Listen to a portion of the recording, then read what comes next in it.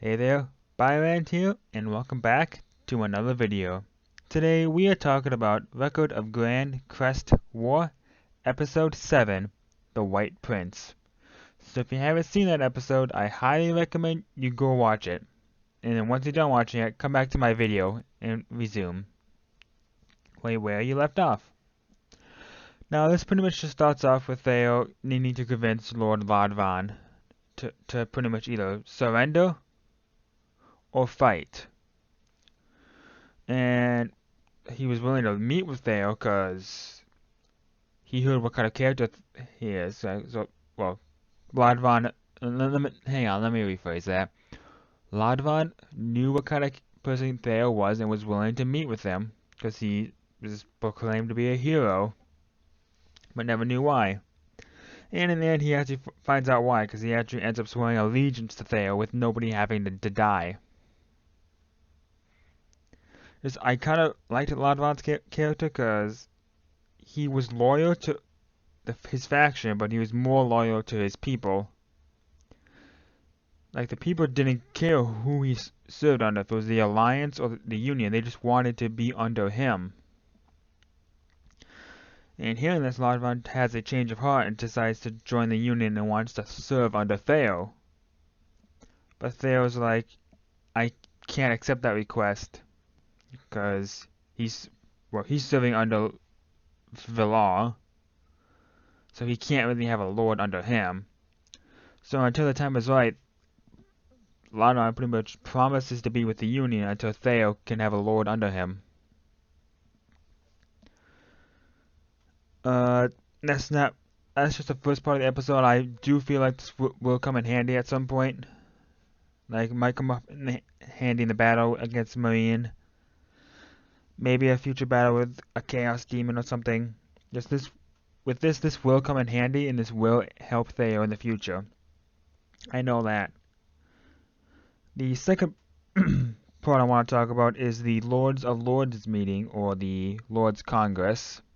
I've heard it called both things. Let's just call it the Lords Congress, because that's a lot easier to say. And we actually finally get to meet Lord Alexis, who is also called, or I assume he's called the White Prince, because that's the title of this episode.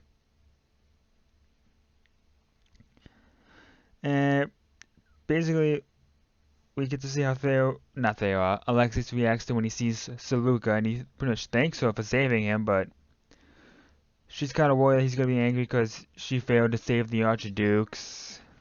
But he's really not. I kind of like that about his character. Like, I was really worried that he was actually going to turn out to be somewhat of a villain at the end of this episode. Like, he's just playing a role, but we don't see that, and it makes me really think that, okay, his character is a lot different from Marine, from what little we have seen so far.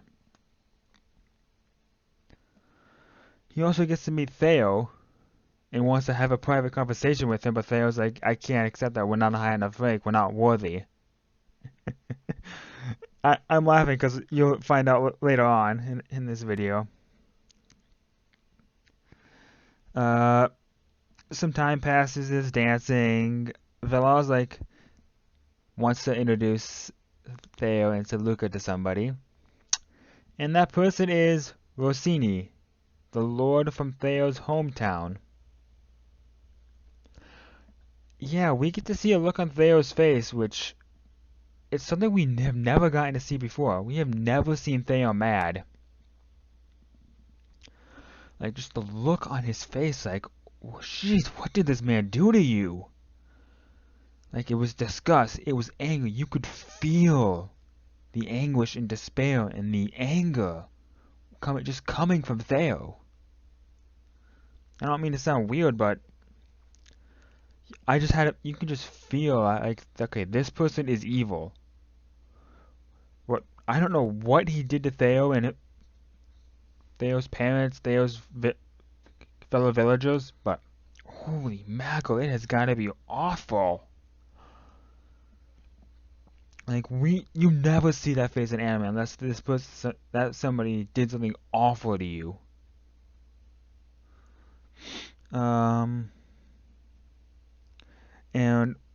after Theo says what his last name is, or his taken last name, Rossini doesn't look too pleased. His hand crunches up, he gets a lot stiffer. And he wants him to get rid of it, but Theo's like, yeah, no.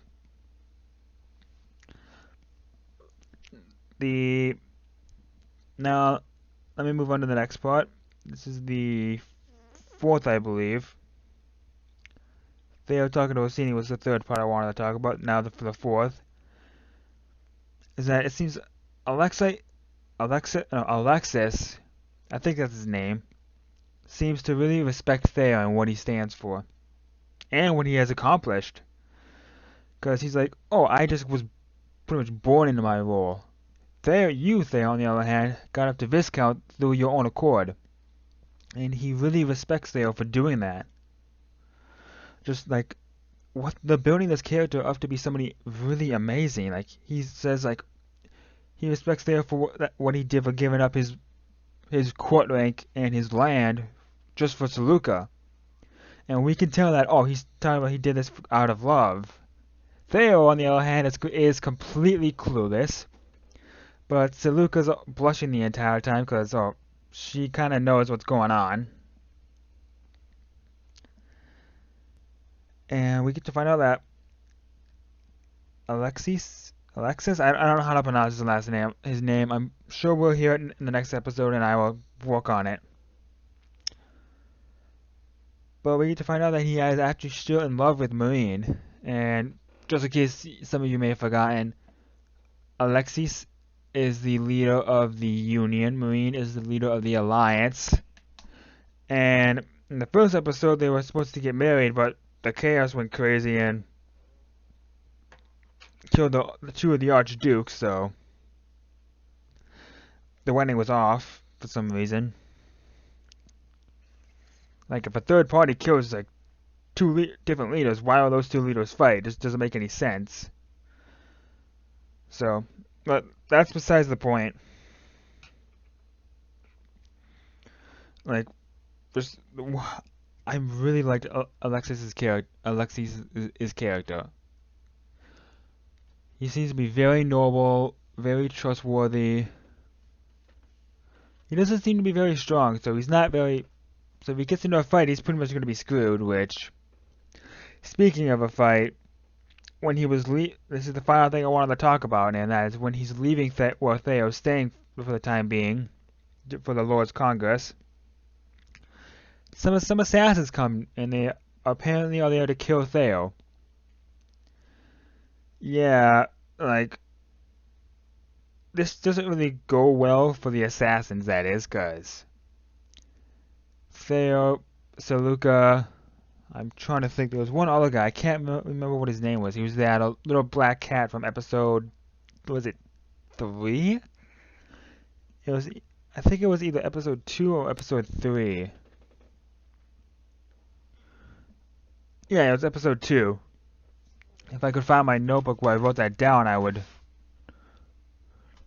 say what it is, but I can't seem to find it right now, so. And I don't want to move on too much because my chair makes a lot of noise, but we get to see that guy again. Then we get to see the twin werewolves, which, do I have their names written down? Let me see.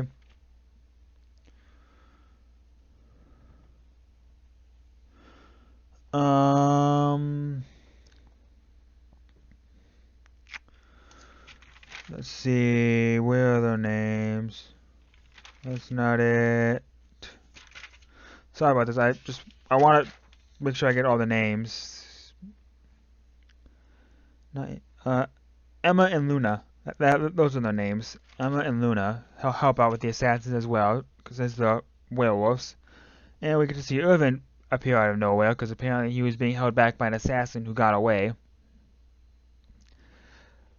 And these assassins were sent by Rossini. Yeah, apparently he didn't know that Alexis or Alexis. Okay, I don't know how to pronounce the guy's name. I'm sorry. If I can find time, I'll either rewatch this episode or just wait next week and try to get it right then. he didn't know that the leader of the Union, or the White Prince, was there. So this is going to be pretty interesting to see what happens next episode, because he probably will get expelled from the Union. Maybe he'll be executed, and this might give Theo the chance he's always wanted to take over that territory. Which, with how he helped protect him, how Theo helped protect Alexis during the attack, he might be willing to give him the territory if Rossini is pretty much executed for what he did. That's really all I wanted to talk about. The next episode is called Congress. Yeah, I think it's just Congress, or it's just Lord's Congress. It's one of those two. And in this episode, I feel like they're just gonna basically confront Rossini for what he did, and Theo might try to take over the territory. That's all I wanted to talk. So yeah, I'm done for the day. This has been Byrant, and I need you guys and gals to do a few things. Hit the like button, click subscribe, turn on notifications, hit that share button, and meet me down in the comment section below. Byrant is signing off.